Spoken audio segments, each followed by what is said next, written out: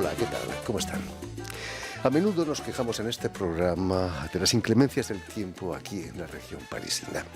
Después de haber leído la novela de la periodista y escritora argentina Leila Guerriero, Los suicidios del fin del mundo, prometo no volver a hacerlo. Esta novela, que acaba de ser traducida al francés por la editorial Rivage, se desarrolla en la localidad de Las Heras, en Patagonia, donde el viento es algo más que un protagonista.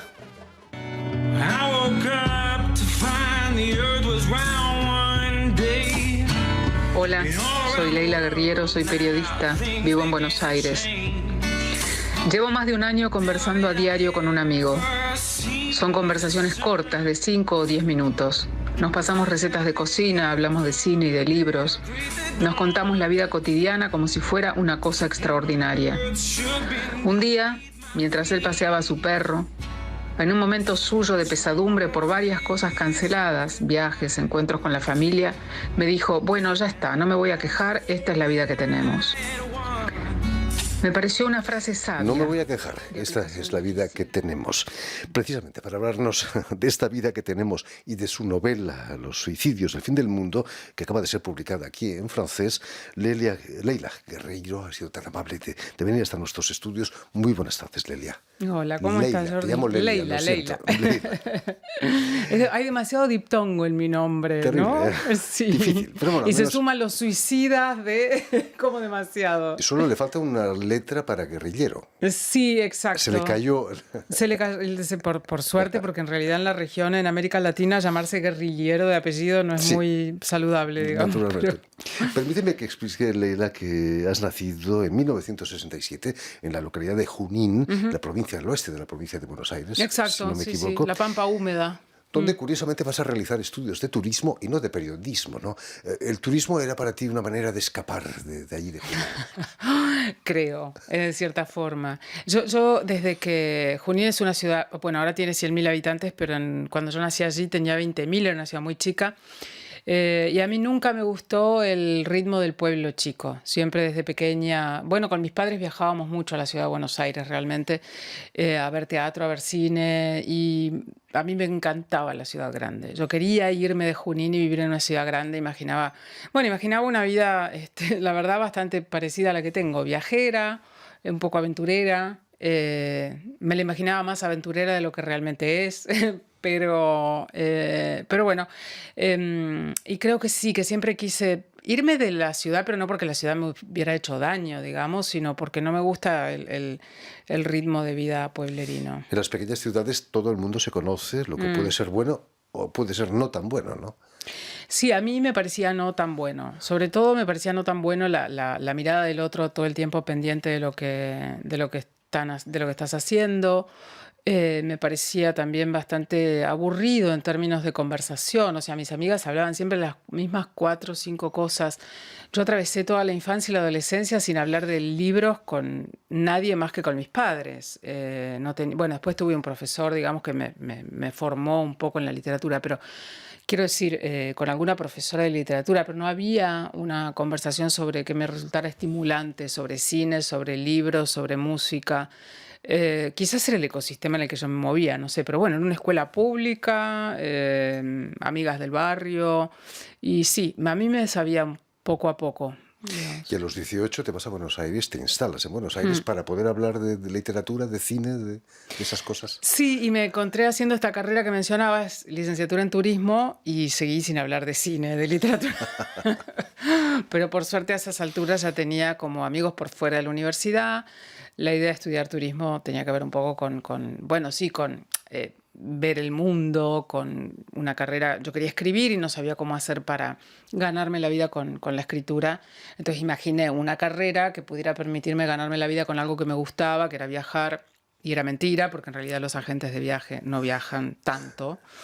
Y poder en mis ratos libres escribir. Por suerte esa fórmula salió muy mal y pude vivir de escribir, nada más. Precisamente ahí en los 90 empiezas a trabajar para la revista mensual de Página 12. Es cierto que te llamaron después de que tú enviaras un cuento que se llamaba Kilómetro Cero. Sí. Era tu kilómetro cero. No lo he leído, pero imagino que cuenta Qué tus curioso, inicios. es verdad. Sabes que nunca lo había pensado eso, el título, lo del kilómetro cero. Era mi kilómetro cero. Sí, sí. Yo escribía ficción, como toda la gente que quiere escribir, y el periodismo no formaba parte de mi horizonte. Y tirando una botella al mar, por ver qué pasaba, llevé este relato a Página 12, donde no conocía a nadie. Como no conocía a nadie en ningún otro periódico, revista y nada, pues no venía del mundo del periodismo. Y 2 días después, sin que supiera quién era yo ni nada, el director del diario, que era en ese momento Jorge Lanata, lo publicó en la contratapa del diario, que era un lugar en el que las mejores firmas del diario, yo diría de la Argentina, porque estaban allí Alan Pauls, Juan Forn, Juan Gelman, Rodrigo Fresán, etcétera, publicaban columnas, y de pronto apareció mi nombre, Leila Guerriero, Kilómetro Cero, y a partir de ahí, bueno, conocí al director, me dijo quién sos, de dónde sos, le dije soy de Junín, me llamo Leila y quiero escribir, y me dijo, bueno, si querés escribir no te puedes quedar en Junín, tenés que venir a Buenos Aires, ¿no? Y me ofreció el trabajo en Página 30, y le dije, yo no soy periodista, no sé si sabes, y él me dijo, sí sos, pero todavía no te diste cuenta. Así que bueno, me regaló en un cofre todo, digamos, la profesión, la vocación, y la posibilidad de ganarme la vida con eso, que es algo ¿Qué ambiente maravilloso. había en la redacción de Página 12? ¿Muy Era activa?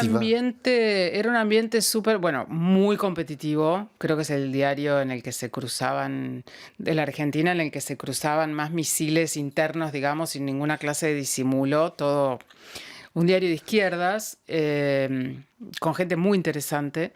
Y la redacción en particular de la revista era, bueno, yo estaba con la Santa Trilogía, o sea, digo, los mejores fotógrafos de la Argentina, que eran Rafael Calviño y Adriana Lestido, que son estupendos, el editor, que era Eduardo Blaustein, un periodista de raza, y el otro editor, que era Rodrigo Fresán, que es un escritor argentino al que hasta el día de hoy quiero, admiro y agradezco. Así que, dicho esto, era un ambiente muy exigente y también bastante duro, digamos, sí, en la exigencia. No dejaban pasar absolutamente nada. Recuerdo que una vez Rodrigo Fresán estaba editando una nota mía creo que era sobre el nacimiento de la CNN. Recién empezaba Ted Turner con esto. Y yo había trabajado mucho, pero el tema no terminaba de levantarme ninguna chispa. Y se entregaban escritas a máquina en ese momento las notas. Entonces entrego mis 10 folios y Rodrigo Fresán lo mira y me dice, vos sabés que escribís muy bien. Bueno, gracias. Me dice, pero con esto se nota mucho que te aburriste un montón. Así que andá y escribíla de nuevo. Esas cosas me parecían geniales porque, Hay que poner el dedo en la llaga, claro, por supuesto. alguien que te despierte. Así que era muy estimulante. Leila, y desde entonces publicas en medios argentinos, españoles, latinoamericanos también, como la píldora semanal que entregas a Vivir, que son 2 días, un programa de la cadena SER en España. ¿Es para ti un lujo pasar en emisoras internacionales como la SER, que se pueden escuchar desde aquí, desde París o desde cualquier lugar del mundo? Sí, por supuesto. Me parece que el lujo es haber encontrado un lugar en el que uno puede pulsar cosas en lectores de distintas latitudes. Porque esa píldora se escucha mucho en España, pero en verdad los lectores también me escriben desde otros países, incluso desde otros países de Latinoamérica. Y no son todos españoles. A veces son lectores que son argentinos que viven en España o que son colombianos que viven en Colombia y lo escuchan. Y eso sí me parece algo fantástico, ¿no? Y por Llegar supuesto el lejos. espacio en la radio. Jamás pensé tener un espacio en la cadena SER, que era la radio que yo escuchaba, creo que desde mi temprana adolescencia en Junín. Yo escuchaba a un tipo que se llamaba el loco de la colina en ese momento. Y tenía un programa ahí en la cadena SER. Y así que bueno, no sé, qué sé yo, me parece insólito realmente. Si lo hubiera buscado no lo hubiera logrado, pero... Y justo antes de la pandemia, hace un par de años, obtienes el premio de periodismo Vázquez Montalbán Sí.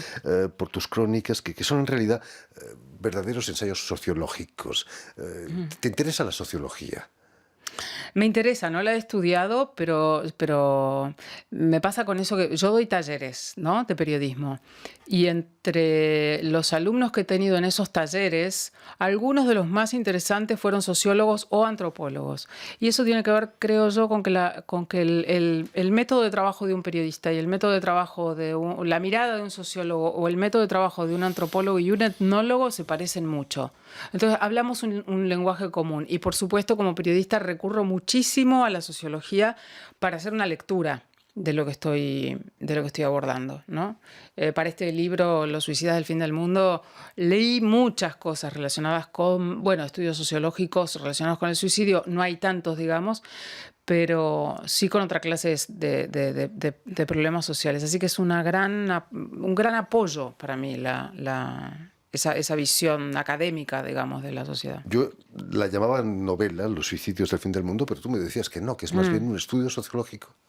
Es una crónica, es lo que llamamos es como el non-fiction americano, digamos, ¿no? Como sí, la enquete, el reportaje de investigación, digamos, de alguna manera, sin ser investigación, en el sentido de que el periodismo de investigación en general se ocupa de casos de corrupción, de narcotráfico, bueno, esto claramente no, es un grupo de 12 personas muy jóvenes que se suicidaron uno tras otro en una ciudad muy pequeñita del centro de la meseta patagónica.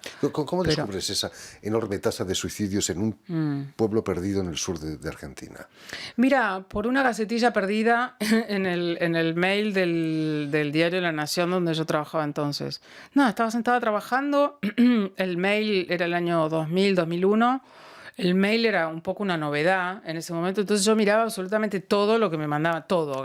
O sea, después ya perdí la paciencia, digamos, pero abría todo. Me invitaba a la exposición de orquídeas, no sé qué, todo. Y llegó una gacetilla de una ONG en ese momento anunciando que iban a implementar un plan de jóvenes negociadores para resolver conflictos sin violencia entre los adolescentes de 3 ciudades argentinas. Una era una ciudad que no me resultó interesante, y mencionaba Las Heras y decía que lo iban a implementar allí porque había altísima tasa de embarazo adolescente. Un porcentaje de violencia intrafamiliar sideral. 20 prostíbulos por cuadra. Bueno, una tasa de desempleo del 25%. En el país no estaba muy lejos tampoco, porque estábamos en el 20%, pero bueno. Y una población muy afectada por el trabajo del petróleo, que, digamos, cuando el petróleo funcionaba bien y estaba bien en precios internacionales, mucha gente acudía a la ciudad a vivir y trabajar de eso, y cuando el precio del petróleo bajaba, la ciudad se vaciaba, con lo cual era como un sube y baja permanente. Y mencionaban que había habido 22 suicidios de 22 jóvenes, todos muy conocidos del pueblo, en un año. Después yo viajé a Las Heras, no eran 22, eran 12, y no había sido un año, sino había sido un año y medio, pero el patrón de todo era tal cual. Digo, creo que para cualquier periodista que lee ese combo de cosas, ese conjunto de cosas, la historia está cantada. Ahora, de las 600 personas que trabajaban en el diario, la única que abrió la gacetilla y que vio que había un tema fui yo, por suerte. Es cierto que fotocopiaste las páginas de la guía telefónica, Sí. las pocas páginas de Las Heras, para poder empezar a llamar a los habitantes. Y que caíste con el primero, que era la familia de una de las víctimas. Sí, eso fue como asombroso, porque bueno, era la época en que las comunicaciones interprovinciales salían muy caras, nadie tenía teléfono móvil. Entonces yo, para que fueran más baratas, llamaba siempre desde lo que llamábamos locutorio público, que era como unas cabinitas telefónicas, y ahí tenían las guías de todo el país. Entonces la guía de Las Heras ocupaba 3, 4 páginas, le pedí al dueño del locutorio si me la prestaba para fotocopiarla, crucé enfrente a la fotocopiadora, fotocopié, y empecé ahí mismo en el locutorio, no recuerdo si ese día o al día siguiente, a llamar. Y claro, en el libro los nombres están cambiados para resguardar un poco la identidad, porque el suicidio es un tema bastante tabú para todo el mundo. Y la primera persona a la que llamé, cuyo apellido empezaba con A, le conté sinceramente lo que me pasaba y lo que quería hacer, etcétera, y me dijo: soy el hermano de la primera de las chicas que se suicidó. O sea que fue como bueno, y le ofrecí: veámonos, tomemos un café. Me dice: pero vas a venir hasta acá para tomar un café. Y le dije: es la única manera de hacer las cosas. Si vos no me conocés, no puedes saber si me vas a contar tu historia. Así que allá fui. En vez de tomar café, le llevé un vino, pero... En el libro cuentas que cuando llegas hay una huelga de personal de la petrolera y que las carreteras están cortadas por piquetes y que quizás te ibas a quedar ahí un mes, ¿no? Sí, eso fue terrible y me desesperó profundamente, sí, sí. Bueno, la Argentina es un país que desde la mitad de los años 90 empezó a tener un sistema de protesta social que se llama como hacer piquetes o piqueteros, que cortan las rutas, cortan las calles. Y en ese momento el movimiento de piqueteros en las rutas era muy fuerte y cortaban la ruta literalmente, o sea, no se podía pasar. Cortar una ruta es muy extremo, es muy radical. No hay otras. No hay nada, no, sobre todo en un lugar tan hostil como la meseta patagónica, no es que puedes tomar un camino de tierra ni nada y además te lo cortan también.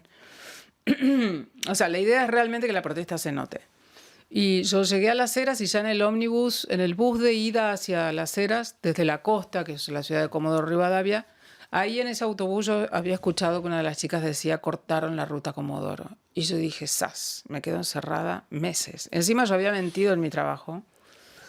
Claro, no había dicho que me iba a hacer. Yo quería resguardar un poco el tema porque me parecía tan evidente que eso era una bomba Visto el ambiente de la redacción de Página 12, no me extraña. Claro, ¿no? Como que uno... Y le había dicho a mi jefe que me iba a visitar a mis padres a Junín. Y claro, ¿qué pasaba si de eso pasábamos a Leila se quedó encerrada un mes en una ciudad de la Patagonia? Pero bueno, después por suerte lo levantaron y... Pero yo me desesperé bastante y me asombró mucho mi desesperación. Me sentí realmente aislada. Aislada, sí. No, sin internet, sin teléfono. Sin luz, a veces sí, porque el viento tiraba el poste de la luz. A veces cuando se caía el viento tiraba los postes de telefonías también. Con el tiempo empezaba a faltar el alimento porque no podían llegar los camiones con alimento. O sea, todo era una catástrofe. Por suerte no pasó. Vas a viajar varias veces allí a Las Heras. ¿Cómo te recibían las familias de las víctimas de esos suicidios terribles, de adolescentes la mayoría? Mira, muy bien algunos, otros no quisieron hablar. Y de parte de una de las familias hubo cierta hostilidad de la hermana del chico que se había matado, pero yo la respeto porque me parece que a mí no me pasó ni remotamente nada parecido y no puedo... Nunca fue mi plan obligar a hablar a la gente, pero sí mi derecho tratar de reconstruir la historia, si la familia directa no quería hablar, a través de novias, amigos del colegio, lo que fuera, y eso fue lo que hice. La gente en general me recibía bien, pensaba que hice varios viajes, con lo cual en cada uno de los viajes tenía como 3 o 4 familias que eran las familias más abiertas, con las cuales podía, por ejemplo, la familia del último de los suicidas, ¿no? Que se suicidó el 31 de diciembre de 1999. Con esa familia yo pasaba, con la madre sobre todo, pasaba muchas horas, siempre como periodista, ¿eh? O sea, nunca es como, ay, vine a visitarte para... y con la familia de la chica que se ahorcó colgándose del camastro también pasaba muchas horas. Con el primero con este muchacho que me atendió y me dijo soy el hermano de la primera chica también. Me recibían muy bien, igual que los colegas de allá, el Zorrito, que era el editor de la revista La Ciudad, Aníbal, la persona que tenía un programa de radio más escuchado, fueron muy solidarios conmigo y las familias yo creo que estaban muy ávidas de hablar. No habían hablado nunca con nadie sobre esto, nunca. Entonces yo llegaba y era como... una hemorragia de palabras. ¿Cómo se puede vivir, Leila, con el dolor terrible de haber perdido un hijo de apenas 18 años? Mira, se vive, evidentemente, porque esa gente estaba viva pero yo notaba que estaba todo muy a flor de piel y todo muy poco, digamos, bueno, yo vengo de Argentina, como Francia, un país que tiene una gran tradición de psicoanálisis. Y digamos que tengo una experiencia y unas ideas acerca de lo que pasa cuando uno no transita los duelos de la manera que los debe transitar, etc. Todo eso se enquista y se rigidiza y pasan cosas malas. Pero se notaba que había una falta de elaboración absoluta de todo lo que había pasado. Una naturalización por un lado, una negación por el otro. Era gente que era funcional para lo que hacía, o sea, funcionaban. pero apenas empezabas a rascar, estaban sí, como, Rotos. sí, ¿no? rotos, destrozados, Rotos. destrozados. Quizás las creencias religiosas o incluso la superstición puede ayudar a superar eso, ¿no? ¿No? Sí, sí, yo creo que mucha gente se aferró a la religión. Bueno, los papás de la primera de las chicas que se suicidó, que eran tenían muchísima fe. eh, y después estaba este rumor de que había una secta, de que todo esto se debía Al maligno.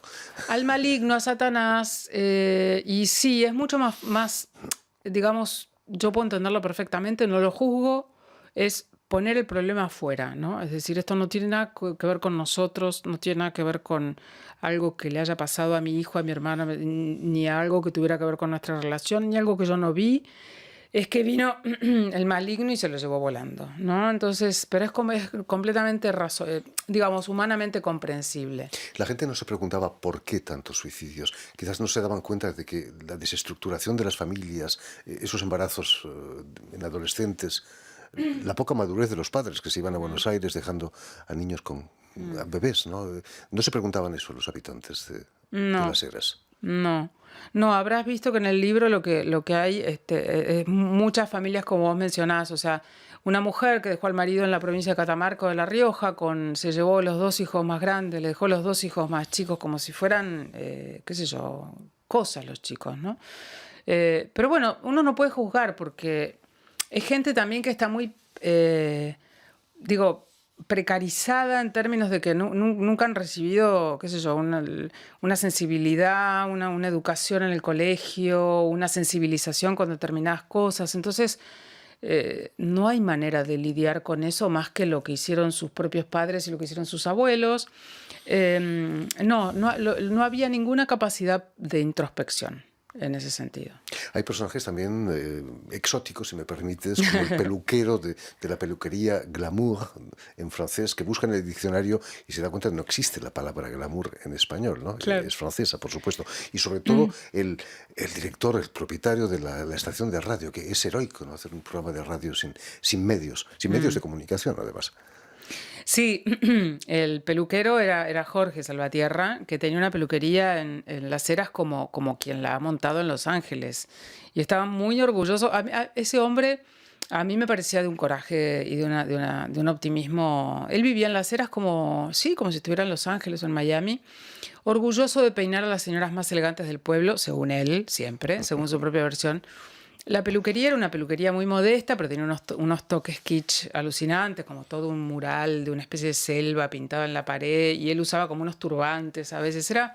Era todo muy Priscila, la reina del desierto, ¿no? Que es una película, no sé si aquí se llamó así, pero era un tipo realmente fascinante. Y claro, la visión de Jorge, que es como tan optimista y tan vivificante, contrasta tremendamente con todo ese horror que se vivió en ese lugar, incluso con su amigo Pedro, que es un profesor muy depresivo, ¿no? Muy abajo, muy oscuro. Y Rulo, el dueño de la radio, un enamorado de la música electrónica, un tipo que fue un pionero de la música electrónica, diría yo casi en la provincia, viviendo en Las Heras, en este contexto, dueño de una radio, como vos decís, casi una patriada. Y muy frustrado también porque la radio funcionaba muy bien, pero funcionaba muy bien porque pasaba la música que se escuchaba más popular, digamos, que no tenía nada que ver con la música que a él le gustaba, ¿no?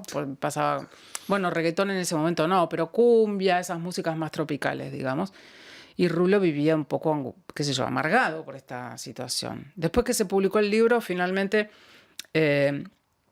bueno, por algunos contactos, digamos, que me pidió, terminó mudándose a Buenos Aires y en este momento vive en Buenos Aires, vendió la radio de Las Heras y vive de la música. Y tiene un estudio de grabación y está contento, digamos. Trabaja mucho, es duro, pero bueno, cambió su panorama. Le mandamos un saludo. Le mandamos aquí, un saludo a Rulo, sí. Me decías que en Buenos Aires se habla muy poco de Las Heras. En el epílogo cuentas que los medios de comunicación en Buenos Aires hicieron eco de un suicidio colectivo en Japón, en Tokio, y que nunca habían hablado de los suicidios de Las Heras. ¿Tan lejos está Las Heras de Buenos Aires? No más lejos que Japón, ciertamente. No más lejos que Japón. A mí me llamó muchísimo la atención eso realmente. Todas las veces que yo fui a Las Heras estaba convencida de que al llegar, o en el lapso durante el cual yo permanecía en Buenos Aires investigando desde allí, en algún momento me iba a enterar de que había llegado, no sé, un tropel de periodistas a cubrir la historia de Las Heras. Me parecía la historia más alucinante. Todos de Página 12, por supuesto. Sí, claro, todos de Página 12 y medios aledaños, digamos, ya contagiados de la ambición. Pero no pasó absolutamente nada. Nunca, bueno, las únicas cosas que salieron de Las Heras creo que tuvieron que ver con las entrevistas que me hicieron cuando se publicó el libro. Recuerdo que pocos meses después de que se publicara el libro hubo en Las Heras una huelga tremenda de petroleros. Hubo un enfrentamiento con la policía y la gente mató a palos a uno de los policías. Y la única persona, yo en ese momento estaba viajando a Uruguay, que es un no viaje, porque de Buenos Aires a Uruguay son 15 minutos de avión. Desembarqué en el aeropuerto y abrí mi teléfono y tenía el teléfono repleto de mensajes de la editorial que estaba media argentina periodística intentando comunicarse conmigo porque querían saber dónde cuernos quedaba Las Heras y qué pasaba y cómo era que la gente mataba palos a la policía en Las Heras, porque era la única persona que sabía algo de ese lugar.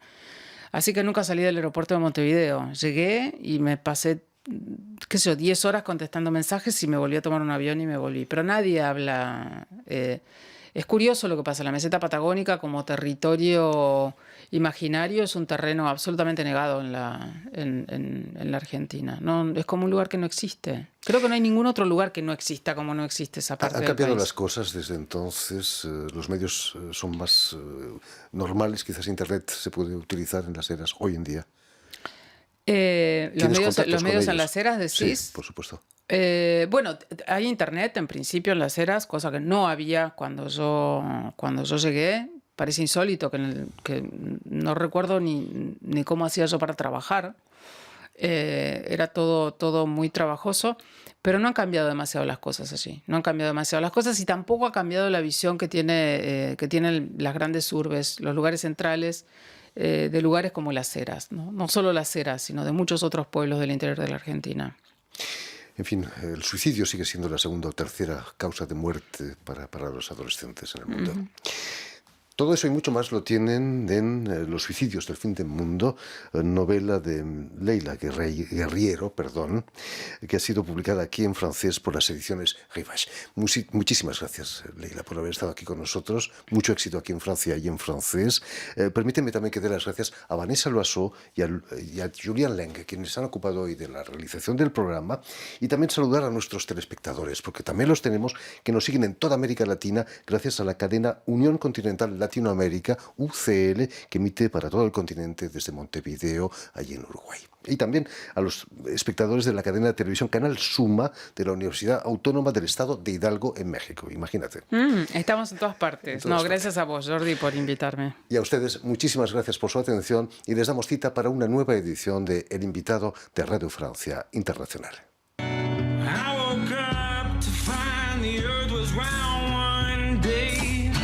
Hola, soy Leila Guerriero, soy periodista, vivo en Buenos Aires. Llevo más de un año conversando a diario con un amigo. Son conversaciones cortas de 5 o 10 minutos. Nos pasamos recetas de cocina, hablamos de cine y de libros. Nos contamos la vida cotidiana como si fuera una cosa extraordinaria. Un día, mientras él paseaba a su perro, en un momento suyo de pesadumbre por varias cosas canceladas, viajes, encuentros con la familia, me dijo, bueno, ya está, no me voy a quejar, esta es la vida que tenemos. Me pareció una frase sabia, de aplicación difícil. Retornamos ahora en el cono sur donde vivo a un futuro que es el pasado, un sitio que ya conocemos, lleno de soledad y mascarillas. Un paisaje repleto de preguntas. ¿Llegaré viva a la vacuna? ¿Podré ver a mi padre antes de que pase otro año? ¿Volveré a Indonesia, a España, a México? Muchos esperan el día después e imaginan un momento cinematográfico en el que regresaremos a las calles sin mascarilla y sudaremos en recitales y nos apretujaremos en salas de teatros. Sospecho que será muy diferente. Pasar 2 años convenciéndonos de que el cuerpo del otro es un peligro tendrá efectos colaterales gigantescos. Esta es la vida que tenemos y yo apenas la soporto.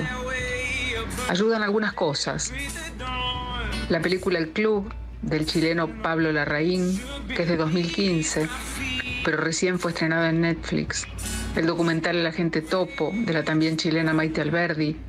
Las novelas Un amor, de Sara Mesa, Nuestra parte de noche, de Mariana Enríquez, Desierto sonoro, de Valeria Luiselli, Poeta chileno, de Alejandro Zambra.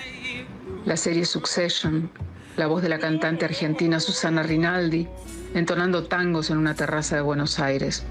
En esa vida que tenemos, opaca, desanimada, todas esas cosas me dejan respirar y entonces siento un temor supersticioso de decir en voz alta lo que pienso. ¿Qué sucederá con la creatividad de todas esas personas si pasa mucho más tiempo y todo sigue igual, inmóvil? ¿Dónde encontrarán el deseo para cantar, para filmar películas y series, para escribir? A lo mejor es ahora mismo cuando somos felices y no nos damos cuenta. Pienso en el poema de Claudio Bertoni, que dice: ¿y si después de la muerte hay una vida infinitamente más dolorosa que esta? Y me pregunto, ¿y si después de esta vida hay otra, infinitamente más dolorosa que esta?